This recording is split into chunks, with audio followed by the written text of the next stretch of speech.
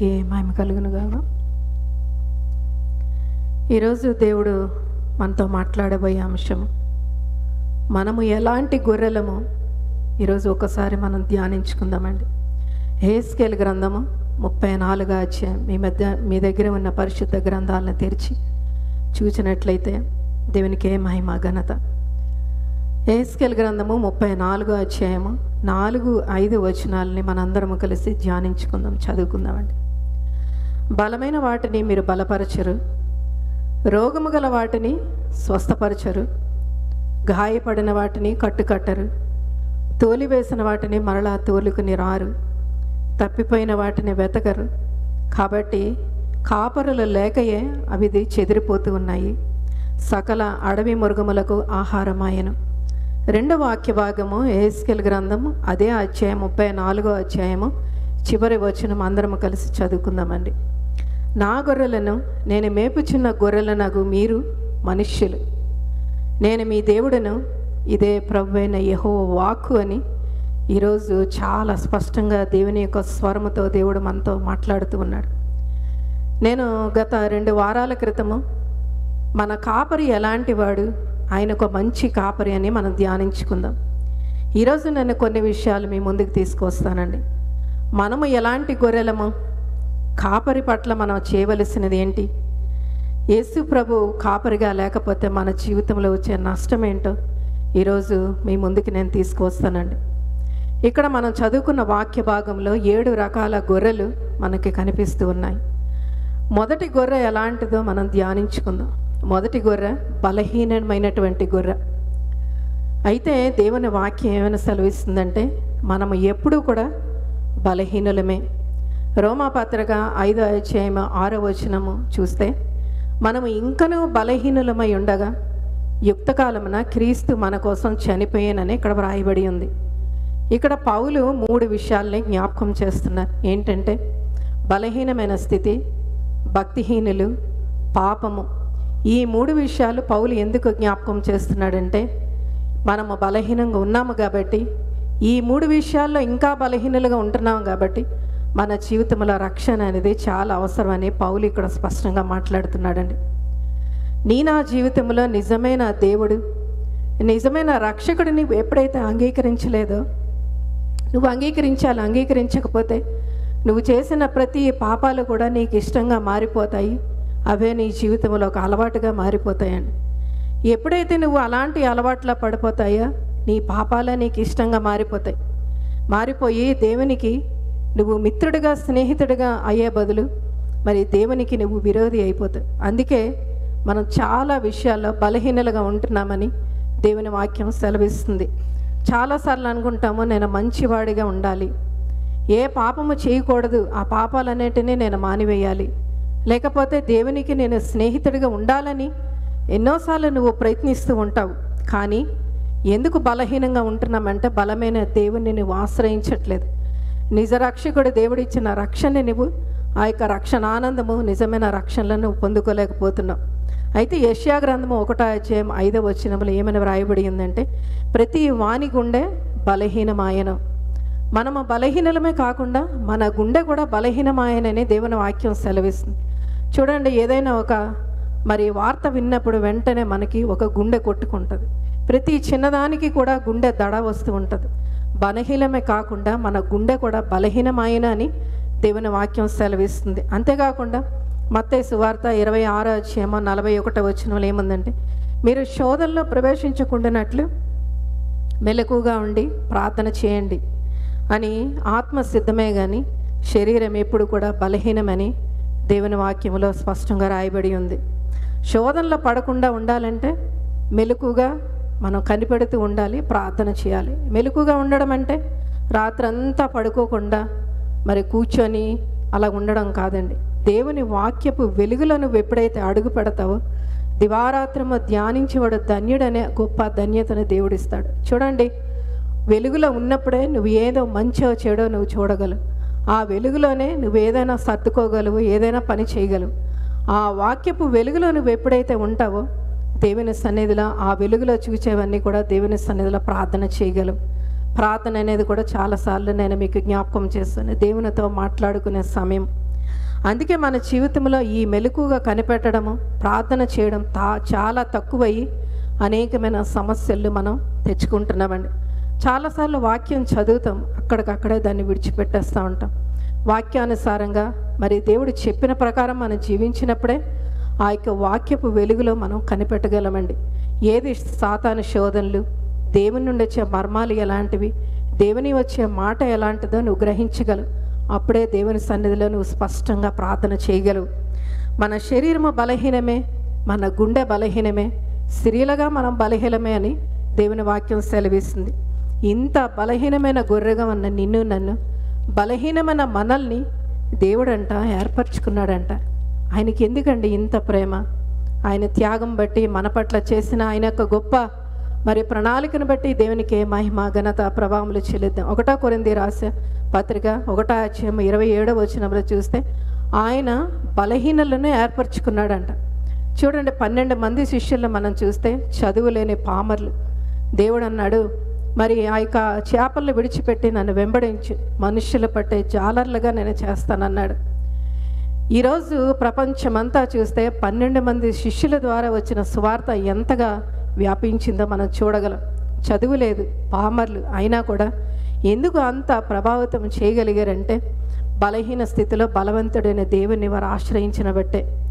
నిజరక్షకుడైన దేవుణ్ణి వారి జీవితంలో ఆశ్రయించారు. అంతేకాకుండా రక్షణ ఆనందం పొందుకుంటూ దేవుని సువార్తను ప్రకటించు వారి యొక్క మరి ప్రాణాలు కూడా దేవుని కోసం త్యాగం చేసిన శిష్యుల్ని మనం చూసామండి. దేవుడు ఎలాంటి వారిని ఎన్నుకుంటాడంటే మంచి చదువు, మరి మంచి స్థితిలో స్తోమతలో ఉన్న వారిని దేవుడు ఎప్పుడు ఎన్నుకోడండి. ఎటువంటి వారిని దేవుడు ఏర్పరచుకుంటాడంటే బలహీనలను, దీనస్థితిలో ఉన్న వారిని, మరి అంతేకాకుండా తిరస్కరింపబడే వారిని తన ప్రజగా ఉండేందుకు దేవుడు ఏర్పరచుకున్న ఆయన ప్రణాళికలలో ఇది ఒక ప్రణాళిక అండి. చూడండి, మనిషి తనకున్న దాన్ని బట్టి ఎప్పుడు కూడా గర్విస్తూ ఉంటాడు. అసలు మనకి ఎందుకు ఈ అతిశయము? దేవుని వాక్యానుసారంగా ఆలోచిస్తే మన జీవితము ఒక ఆవిరి వంటిది, నీటి బుడగ వంటిది, ధూళి వంటిది, పొట్టు వంటిది. ఒక పువ్వు పొద్దున్న పూస్తే కొన్ని గంటల్లో అది వాడిపోయేటటువంటి మన జీవితంలో ఎందుకు మనకి ఇటువంటి గర్వము, అతిశయము? దేవుని ఒక వాక్యం సెలవిస్తుంది, యెహోవాను బట్టి నువ్వు అతిశయించాలి కానీ నీకున్న మరి ధనాన్ని బట్టి కానీ, జ్ఞానం బట్టి కానీ, నీ కుటుంబాన్ని బట్టి కానీ, నీ భర్తను బట్టి కానీ, నీ భార్యను బట్టి కానీ, నీ పిల్లలను బట్టి కానీ, నీ స్థితిని బట్టి కానీ నువ్వు గర్విస్తే దేవుడట సహించడంట. దేవుని వాక్యం సెలవిస్తుంది సామెత గ్రంథంలో, గర్వించే ముందు నాశనము మన ముందు ఉంటుంది. ఎప్పుడైనా మనలో ఒక గర్వం వస్తుంది అంటే నా ముందు ఒక నాశనం ఉందని ఒక భయము మనకి గుర్తుకు రావాలండి. అయితే మనిషి ఎప్పుడు కూడా దేనిని బట్టి గర్విస్తాడో దేవుడు ఏం చేస్తాడో తెలుసా? అవన్నీ వ్యర్థమైపోయేలాగా ఆ మనిషి అంట దేవుని సన్నిధిలో ఏ గొప్పలు కూడా చెప్పుకోకుండా దేవుడట జీరోకి తీసుకువెళ్ళిపోతాడట. అందుకే దేవుని యొక్క వాక్యం సెలవిస్తుంది, మెలకుగా కనిపెడుతూ దేవుని సన్నిధిలో నువ్వు ఎప్పుడైతే ప్రార్థిస్తావో వాక్యపు వెలుగులను ఉన్నంత కాలము ఎటువంటి చీకటి నిన్ను తాకదండి. ఎటువంటి సమస్య వచ్చినా కూడా ఆ సమస్య నుండి ఎలా విడుదల పొందాలో నువ్వు ప్రార్థన చేసినప్పుడు దేవుడు ఆ యొక్క పరిశుద్ధ జ్ఞానంతో నిన్ను అభిషేకిస్తాడు. చూడండి, మనము బలహీనమైన గొర్రెలమైనప్పటికీ ఆయన వదిలిపెట్టకుండా ఏర్పరచుకున్న దేవునికే మహిమ ఘనత ప్రభావములు చెల్లిద్దాం. 2వ గొర్రెని మనం జ్ఞాపకం చేసుకుందాం. రోగము కలిగిన గొర్రెలమంట. రోగం ఎక్కడ ఉంది? మన హృదయంలోనే రోగం ఉందండి. ఈరోజు ఇది నా మాట కాదు, దేవుని మాటలో ఏముందంటే ఇర్మియా గ్రంథం 17:9 చూస్తే హృదయము అన్నిటికంటే మోసకరమైనది, ఘోరమైన వ్యాధి గలది, దాన్ని గ్రహించి వాడు ఒక్కడునూ లేడట. ఈరోజు ఈ వాక్యము దేని గురించి మాట్లాడుతుందంటే మన శరీరానికి వచ్చే రోగము గురించి ఇక్కడ మాట్లాడలేదండి.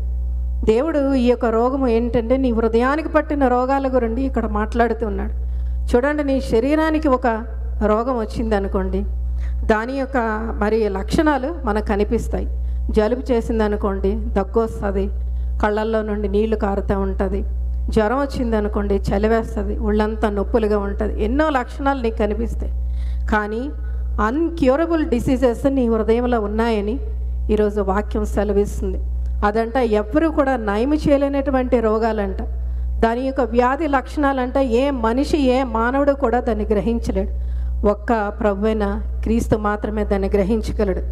ఆ యొక్క వ్యాధి లక్షణాలు ఎలా ఉంటాయంటే కోపము, అసూయ, ద్వేషము, క్షమించలేనితనము, కొండమలు చెప్పేతనము, వ్యభిచారము, అబద్ధాలు, అపరిశుద్ధత, ఇవన్నీ మన హృదయంలో ఉంటాయి.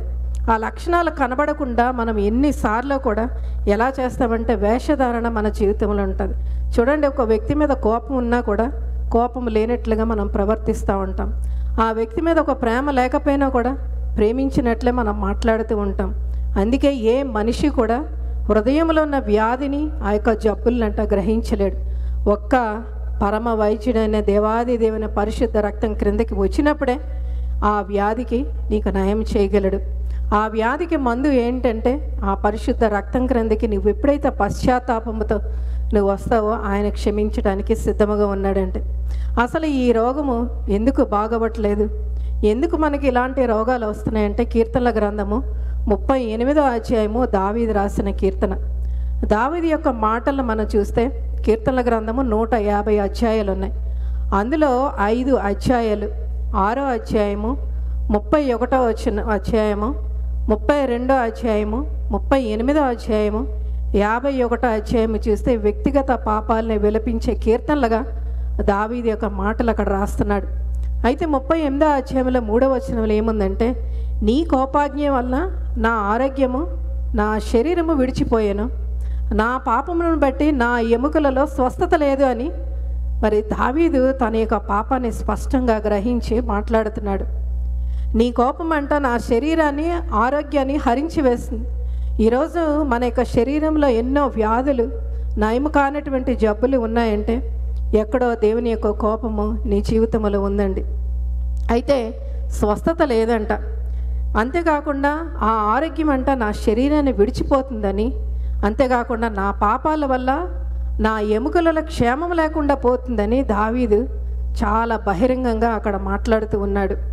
అయితే ఇంకా ఏం మాట్లాడుతున్నాడు, నేను మూర్ఖంగా అనేక సార్లు ప్రవర్తించాను, అందుకే నా గాయాల నుండి దుర్వాసన, చీము కారుతుందని దావీదు ఎంత స్పష్టంగా మాట్లాడుతున్నాడండి. ఈరోజు ఒక గాయం నీకు తగిలిందంటే దాన్ని వెంటనే కడిగి అక్కడ మందు వేయకపోతే దుర్వాసన కడుగుతుంది. అలాగే ఈరోజు 51వ అధ్యాయం ద్వారా దావీదు తన యొక్క జీవితంలో ఉన్న పాపాలని ఎలా కడుక్కుంటున్నాడో ఒక్కసారి మన పరిశుద్ధ గ్రంథమును తెరిచి చూడండి. 51వ అధ్యాయము 1, 2, 3 వచనాలు చూస్తే దావీదంట తన శరీరానికి అస్వస్థత కలిగిందంట, తన హృదయంలో ఒక మానసిక వేదన కలిగిందంట, అంతేకాకుండా తన స్నేహితులు అలక్ష్యము గుర్తించాడట. అందుకే వీటన్నిటికి కారణం నా పాపమే అని దావీదు దేవుని సన్నిధిలో గుర్తించాడండి. మొదటి 3 వచనాలు చూస్తే, దేవా నా అతిక్రమలు తుడిచివేయు. అక్కడ నా నా నా నా అనే 4-5 సార్లు దావీదు మాట్లాడుతున్నాడు, తన గురుండే మాట్లాడుతున్నాడు. దేవా నా అతిక్రమలు తుడిచివేయు, నా పాపము పోయినట్లు నన్ను, నా దోషము పోయినట్లు నన్ను బాగా కడుగు. కొన్నిసార్లు కొన్ని పాపాలు తుడిచివేస్తే పోతాయండి, కొన్ని పాపాలు తుడిచివేస్తే పోవు, అది కడిగివేయాలి, కడిగివేస్తేనే అది శుభ్రపడుతుంది. అందుకే దావీదు తన హృదయ అంతరంగముల నుండి తను చేసిన ప్రతి పాపాన్ని దేవుని పాదాల దగ్గర తన హృదయాన్ని తెరిచేశాడండి. ఏ పాపము కూడా కప్పుకోకుండా దేవుని సన్నిధిలో ఒప్పుకోవడం, దేవుని సన్నిధిలో మొదలుపెట్టాడు. అంతేకాకుండా నా పాపము పోగినట్లు పవిత్రపరిచి దేవా అని ఆ మొదటి 3 వచనాలు చెప్పటమే కాకుండా ఏం చెప్తున్నాడంటే ఆ కింద, నీ ఎదుట నా పాపం ఏంటో నాకు తెలిసే ఉంది, నేనేం దాచుకునే అవసరం లేదు, నీ ఎదుట నా పాపము ఏంటుందో నాకు తెలుస్తుందని దేవుని సన్నిధిలో కన్నీటితో దేవుని తన సన్నిధిలో పశ్చాత్తాపంతో ప్రార్థించాడండి. దావీదంట తన యొక్క ఏ స్థితిలో ఉన్నాడో గ్రహించాడంట. నేను ఇలా చేయలేదు, అలా చేయలేదు, ఎన్నోసార్లు మనం పాపం చేసి కూడా సణుగుతూ ఉంటాం. దావీదట సణుగుకోలేదట, మరి దేవుని సన్నిధిలో నోరెత్తలేదంట. దేవునికి తన పాపాలని ఒప్పుకుంటూ తన హృదయాన్ని అంతా కూడా దేవుని పాదాల దగ్గర పరిచేశాడంట, దేవుని పాదాల దగ్గర తెరిచివేశాడంట. మరి తన హృదయంలో ఉన్న ప్రతి రోగాన్ని కూడా దేవుని ఎదుట పెట్టాడు. అందుకే దేవా నాకు స్వస్థత లేదు, నా ఎముకలలో దుర్వాసన కొడుతుంది అని దేవుని సన్నిధిలో ఎంత మరి ఓపెన్గా దేవుని సన్నిధిలో ప్రార్థిస్తున్నాడంటే పశ్చాత్తాపడుతున్నాడు. కప్పుకోకుండా దేవుని సన్నిధిలో ఒప్పుకుంటున్నాడు. అక్కడ నుండి మరి దావీదుకు ఒక బలము కుదిరింది. దేవుడు ఇక్కడ నుండి నన్ను ఆశీర్వదిస్తాడు, ఎందుకంటే నా హృదయంలో ఉన్నవన్నీ కూడా ఆయన దగ్గర, ఆయన పాదాల దగ్గరనే నేను పెట్టేశాను. క్షమించడానికి ఆయన సిద్ధంగా ఉన్నాడు. నన్ను క్షమించాడు కాబట్టి నన్ను ఆశీర్వదిస్తాడని దావీదు చక్కటి మాటలు. ఈరోజు ఆయన యొక్క జీవితం మనకి ఎంతో మరి ఆదరణగా ఉందండి. మూడవదిగా గాయపరచబడిన గొర్రెలమంట మనం. యెషయా గ్రంథము 1:6 చూస్తే, అరికాలు మొదలుకొని తల వరకు స్వస్థత కొంచెమైనా లేదు, ఎక్కడ చూసినా గాయాలు, దెబ్బలు, పచ్చి పుండ్లు, అవి పిండబడలేదు, కట్టబడలేదు, తైలముతో మెత్త చేయబడలేదంట. ఈ వాక్యాన్ని బట్టి చూస్తే ఈ దినాలలో ఎవ్వరికి చూసినానండి అరికాలు మొదలుకొని నడినెత్తి వరకు ఎక్కడ చూసినా కూడా బాగోటం లేదు. ఎవరినైనా పలకరించామనుకోండి, నా మనసు బాగాలేదంటారు. ఎవరికైనా నువ్వు వారింటికి వెళ్ళావనుకోండి, చాలా రోజులైంది నిన్ను చూసి అంటే నా ఆరోగ్యం బాగోట్లేదని చెప్తారు. అంతేకాకుండా నా హృదయంలో ఒక నెమ్మది లేదే అని చెప్తారు.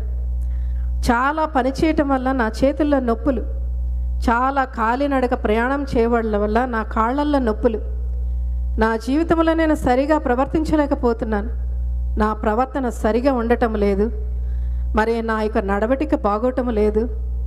ఎన్నో విషయాల్లో మనం గాయపరచబడుతున్నాం. కారణం ఏంటంటే ఎక్కడ చూసినా గాయాలు. ఎందుకు నువ్వు గాయపరచబడుతున్నావు? ఆ గాయాలు ఎందుకు రేగుతున్నాయి? ఆ గాయాలు ఎందుకు వస్తున్నాయి అని అంటే ఇవన్నీ సాతాను చేసే గాయాలండి. ఆత్మీయంగా నువ్వు గాయపరచబడుతున్నావు. రకరకాల గాయాలు, కుటుంబముల గాయాలు, పిల్లల మధ్య గాయాలు, భార్యాభర్తల మధ్య గాయాలు, ఆర్థికంగా ఆత్మీయంగా అనేకమైన గాయాలు మన జీవితంలో తగులుతూ ఉన్నాయి. కీర్తనల గ్రంథము 147:3 చూస్తే, గుండె చెదరిన వారిని బాగు చేయవాడిని నేనే, గాయములు కట్టువాడిని నేనే అని దేవుని యొక్క మాట సెలవిస్తుంది. ఆయనకున్న మంచి పేర్లలో యెహోవా రాఫా, నేను బాగు చేయవాడినను, స్వస్థపరిచేవాడిని యెహోవాని నేనేనే అని, నీ గాయాలను కట్టువాడిని నేనే అని దేవుడు ఈరోజు వాగ్దానం చేస్తున్నాడని. ఈరోజు నీ జీవితము చెదిరిపోయిందేమో, పగిలిన నీ గాయాల్ని బాగు చేయడానికి ఆయన సిద్ధముగా ఉన్నాడు. నీ గాయాలు కట్టబడాలన్నా, నీ హృదయంలో గాయాలన్నీ మాన్పాలన్నా నీలో పశ్చాత్తాపం రావాలండి. పశ్చాత్తాపం లేకపోతే నీ గాయాలు కట్టినా కూడా దేవుడు అవి మాన్పడం అనేది జరగదు.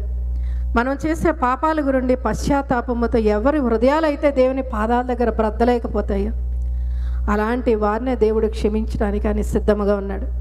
ఏదో నీ పెదవులతో దేవా నన్ను క్షమించాను కాదు, కన్నీటితో హృదయమార నీ ప్రతి పాపమును మరి మనస్ఫూర్తిగా నువ్వు ఎప్పుడైతే ఒప్పుకుంటావో నీ గాయాలన్నిటిని కట్టి నేను స్వస్థపరిచి దేవుడిగా నీ పక్షాన ఉన్నాడని. కీర్తనల గ్రంథము 151:17 చూస్తే, విరిగిన మనస్సే దేవునికి ఇష్టమైన బలి. దేవా, నలిగిన హృదయమందు నువ్వు అలక్ష్యము చేయబట.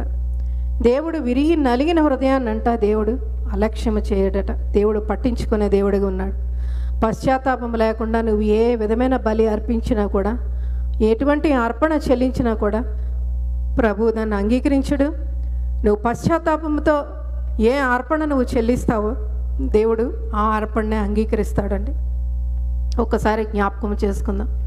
ప్రభు చిత్తమైతే మరి కొన్ని గొర్రెలు నేను వచ్చే వారం మీ ముందుకు తీసుకువస్తాను. ఈరోజు 3 రకాల గొర్రెల లక్షణాలను మనం చూసాం.